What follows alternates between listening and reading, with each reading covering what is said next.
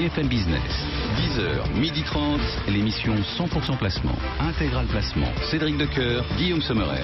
Ah oui, chaque jour, on vous aide à booster vos placements. Les booster, pourquoi pas, en investissant dans des SCPI, mais pas n'importe lesquels. Des SCPI innovantes. On va vous dire comment faire avec Stéphane Van Nuffel. Bonjour Stéphane. Bonjour Guillaume. Le cofondateur Stéphane Van Nuffel de netinvestissement.fr. D'habitude, on nous dit oui, investissez dans des SCPI de bureaux, de commerce, vous trouverez du rendement, c'est intéressant. Et vous dites non, il faut investir dans un autre type de SCPI, des SCPI innovantes. Pourquoi privilégier d'autres types de SCPI? Alors je précise, je ne dis pas il ne faut pas investir dans les bureaux et les commerces classiques, je dis il faut aussi investir dans autre chose. Et après, dans la notion d'innovation, vous savez très bien que la SCPI est un produit qui est agréé par l'AMF, donc on ne peut pas non plus imaginer que les innovations sont comme dans le numérique ou dans le biotech.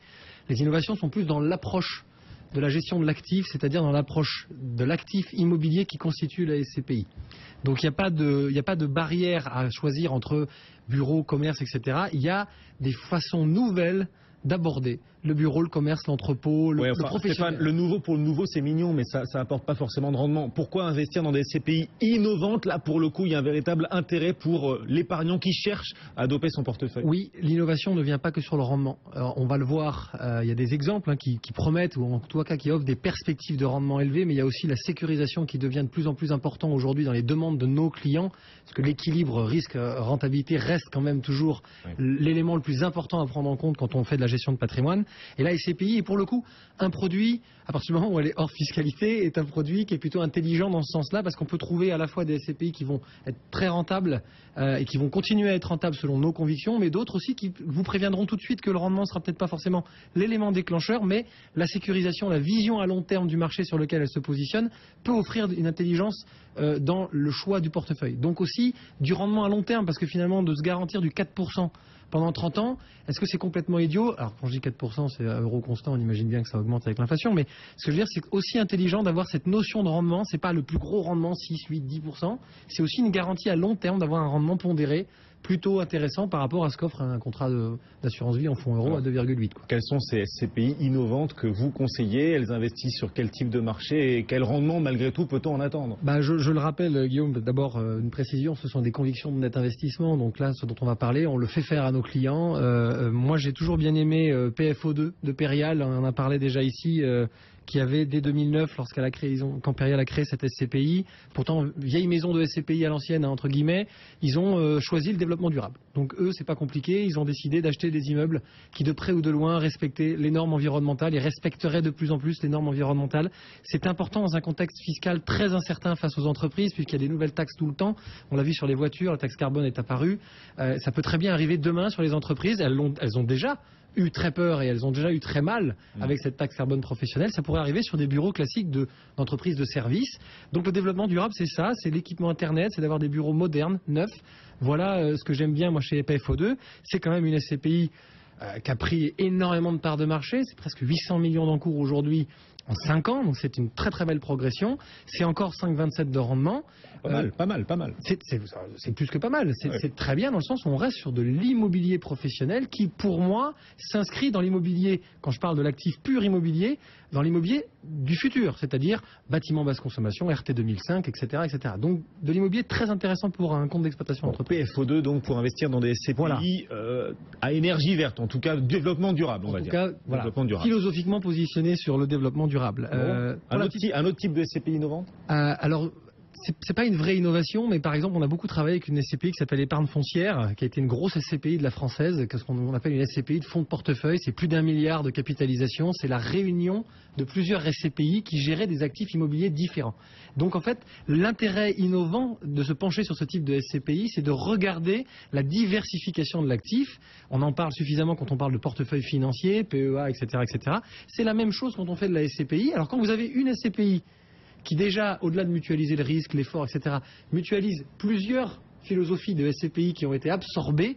On retrouve du bureau, du commerce, de l'entrepôt, des murs de supermarchés qui ont été introduits derrière dans les acquisitions d'actifs. Ça veut dire un mur de supermarché comme Carrefour Market ou Monoprix, c'est 2 points de rentabilité locative. Donc c'est très important. Ça permet à la SCPI qui ne reverse que 5-10 d'avoir un report à nouveau et donc un trésor de guerre très important qui permet sur 20 ou 30 ans de vraiment bien finaliser ces préparations de réhabilitation d'immeubles, etc. Donc c'est pas une véritable pure innovation, c'est simplement une intelligence de gestion que je mets moi dans la famille de l'innovation parce que c'est une vieille grand-mère qui a réussi intelligemment à se mettre un peu au goût du jour et à continuer au goût du jour. Et la vieille grand-mère est performante, il y a du Oui, rendement. je vous ai dit, elle est à 5,31, je vous ai dit 5,10, je vous ai dit une bêtise, c'est 5,31 en 2013. Attention, actuellement, la souscription est fermée puisqu'elle est à capital variable parce qu'en fait, ils ont beaucoup souscrit.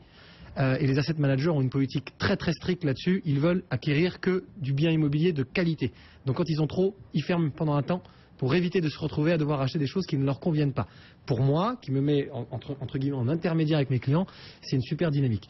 Ensuite, il y a les vraies innovations.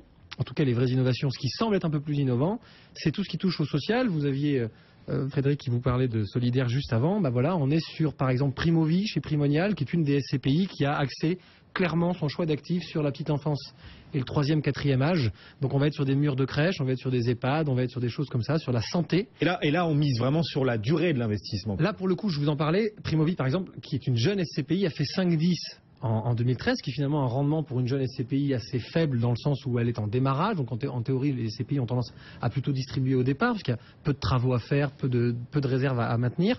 Mais ils ont une politique intelligente où ils vous préviennent que si vous venez sur ce type de marché, c'est pas uniquement pour chercher du rendement autour de 6, c'est plutôt pour chercher de l'actif sur du long terme, un actif moderne. Bon. Frédéric, ça vous inspire ces SCPI innovantes là, que propose Stéphane Van Nuffel? Effectivement, nous on a déjà parlé des SCPI thématiques, notamment, donc celle qui vient d'être évoquée. C'est vrai que pour les épargnants, c'est une bonne piste d'investissement qui permet de diversifier un peu son patrimoine de SCPI, parce que les SCPI, c'est comme pour le reste, c'est bien d'avoir un patrimoine un peu diversifié, donc pas aller uniquement sur un gestionnaire. Donc pourquoi pas aller sur ce type de fonds, nous ça nous va bien. Et ne pas avoir peur d'aller sur des SCPI neuves, récentes, comme celle que vient de proposer pour certaines d'entre elles Stéphane Van Nuffel, c'est pas un défaut ça? Non, parce qu'au contraire, elles vont avoir des rendements qui vont être en progression pour le coup. Ouais. Donc nous c'est... Mais un historique de performance assez limité en même temps. Oui, mais à un bout d'un moment, il faut faire confiance. Hein, il y a aussi une histoire de confiance. Les performances passées ne présagent pas des performances futures, Guillaume, de toute façon, donc il faut avoir ça. Je rebondis là-dessus sur une 4e dont on a un petit peu parlé, je me souviens à Patrimonia, c'est les SCPI européennes. Moi, j'ai une vraie... C'est encore un autre type de SCPI que vous proposez là, par exemple, Europe Imo, là, de la française également, dont on avait parlé justement à Patrimonia, est une nouveauté. C'est-à-dire qu'aujourd'hui, l'actif professionnel sera un actif européen. Alors, je vous le cache pas, vous regardez les premiers soucis d'acquisition, les premières positions sur des positions outre-Rhin, en Allemagne. Ouais. Pourquoi? Parce qu'il y a un vrai aspect fiscal à investir en Europe pour des SCPI. Il n'y a pas double imposition, il n'y a pas de CSG, CRDS. On est quand même sur des revenus fonciers quand vous avez des SCPI en direct. C'est-à-dire que si j'investis dans des SCPI exposés à l'Allemagne, je ne vais pas être imposé comme en France, une fiscalité 30-40%, ça va être de combien la fiscalité? 15 ou 16% en Allemagne. Si vous faites, alors c'est un calcul un peu particulier, ça dépend un peu de votre propre patrimoine, mais grosso modo vous êtes entre 15 et 16% de fiscalité forfaitaire au départ, pas de CSG CRDS, parce qu'il n'y a pas de double imposition entre les deux pays. Après, il y a aussi une profondeur de marché qui est intéressante à creuser quand on regarde l'actif. Vous allez acheter de l'immobilier qui est 30% moins cher qu'en France, avec des locataires qui sont théoriquement un peu plus solides, puisque ce sont des PME et des ETI allemandes. Voilà, des SCPI hors de France, pourquoi pas des SCPI investis sur des crèches ou des maisons pour personnes âgées, pourquoi pas dans des supermarchés ou encore dans le développement durable. Voilà quelques nouvelles SCPI dans lesquelles on peut investir pour diversifier toujours son portefeuille, toujours diversifié, et en plus il y a du rendement, vous nous le disiez. Stéphane Van Nuffel, netinvestissement.fr. Merci.